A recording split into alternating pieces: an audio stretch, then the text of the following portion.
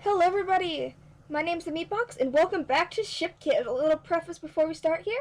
If you hear a little weird echoey noise, I'm sitting next to my heater. And we had our first snow of the year today, so heat's on. Anyways, this is BakuShinso. This is the BakuShinso child, which I wasn't aware that was a ship. Apparently it is. He is male and his quirk is Inner Torment. Now with a quirk like that, you'd think I'd be like, this is another person for the juvenile League of Villains, but it's not. Just like his dad, Shinso, with a very villainous sounding quirk, he wants to clear the stigma that not all bad sounding quirks are villainous.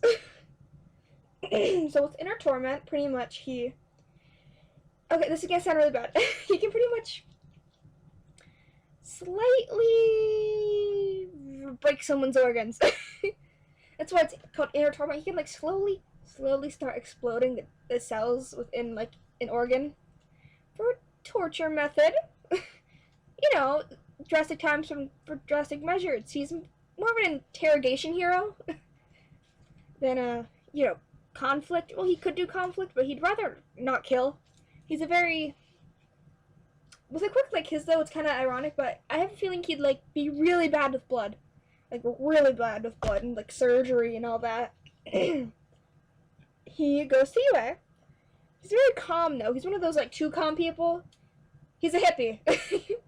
Like if you watched Shira Perfuma, pretty much that whole like, it's cool, it's fine if we just be happy. Everything's gonna be okay. But things aren't okay sometimes. He's very Halloween inspired, I realized, after drawing him. Because I had some trouble patching up colors with his hair until I, like, remembered, oh, purple. It's its opposite color. Color theory. I wish I knew the exact term for that. His quirk it makes him more dizzy than usual. Oh, by the way, he bleaches that little spike in the center of his hair there blonde. Because he likes the way it looks. But his quirk makes him really dizzy. It makes him lightheaded. It's a lot of concentration, and he's prone to passing out. His quirk also makes people, again, think that he's a villain. So he gets a lot of bullying at UA. Especially in the sports festival.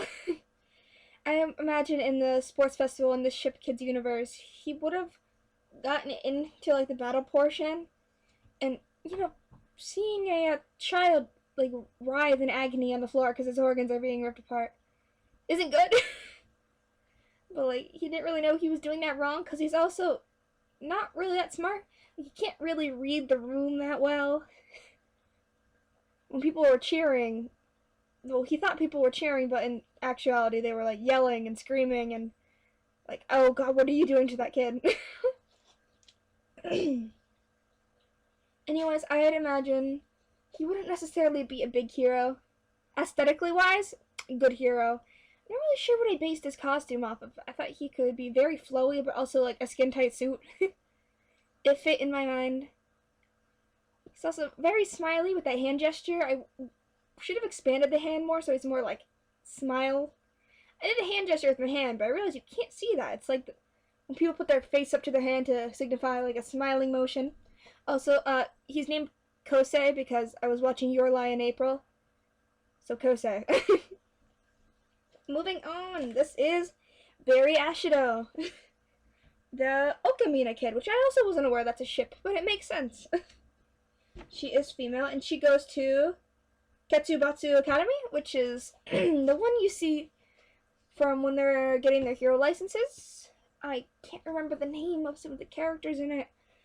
It's the one, there's the girl in the blue suit with the blonde spiky hair, and there's the boy that kind of looks like Froppy's costume, and there's the guy with the blue skin. If you catch my drift, you'll see it when I color it in. I decided not to go with UA, because there's a lot of kids I've made in UA so far. I'm also going to make like ones that don't go to the academy whatsoever, and all that jazz. But for now, I'm still going with some heroes, because it's kind of boring, I guess, just to do civilians, even though it's realistic. can't have too many heroes in the world, you know? Actually, I'm gonna create up a headcanon right here, right now.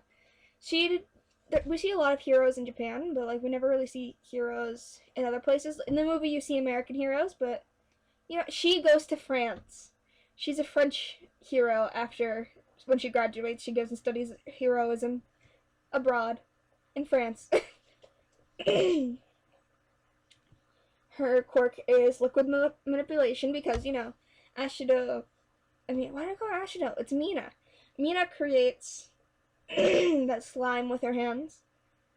And Ashaka controls gravity, so I thought maybe gravity, liquid manipulation. It's a bit of a stretch. It's a very much a stretch. Also, you'll see with me drawing this, I struggled a lot with her legs, something about them.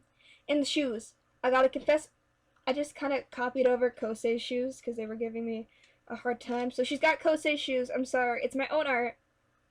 I should be able to recycle it. She is very goofy. She gives off a ditzy guise, you know, disguise. She's a very serious person. It's all in the act of deception. Not deception in a bad way, but decepting villains to think, oh yes, shoe. I was anyways, I'm so sorry. I get off track. But she's a very authoritative, like, nature when it comes down to these sort of things. Yeah, and because she's moving to Paris, France, for her, like, hero studies, she's longing for love. She's a stereotype. She wants to find love in Paris. Or even when she's studying in Japan. Because she goes to school in Japan. So, like, if you want to take one of my other ship kids and, like, ship her with one of them, it's ship kids. Ship the ship kids. None of her siblings, though. It's weird. She's loves ice cream, I guess. She's very, like, she likes her sweets. I very much based her off of sweet things. I mean, her name's Berry. Her skin reminded me of ice cream. I based her costume off of old ice cream parlor things, and also the Scoops Ahoy outfits from Stranger Things. I decided to make her horns and her eye whites blue, along with giving her Achako's hair Mina's skin, but I purpled it up a little bit because I felt right with it and it'd go well with the blues and all that. The rest of her costume I end up coloring pink. As a hero, she'd probably gross to be one of France's #1 heroes. And I'm sorry, I can't think of French heroes without thinking about Miraculous Ladybug. But she'd be the Ladybug of France, you know, with her liquid manipulation. I mean, yeah, there's the canals, there's water everywhere, there's water in the air, people sweat, people have saliva, liquids everywhere around her. Blood. I mean, if she were to go villain, you know, oh, the bow ties for extra flair, because I liked it. There's not much more I can say about her, I don't think. I wanted to give her Mina's yellow eyes, but it clashed too much for what I was trying to go for.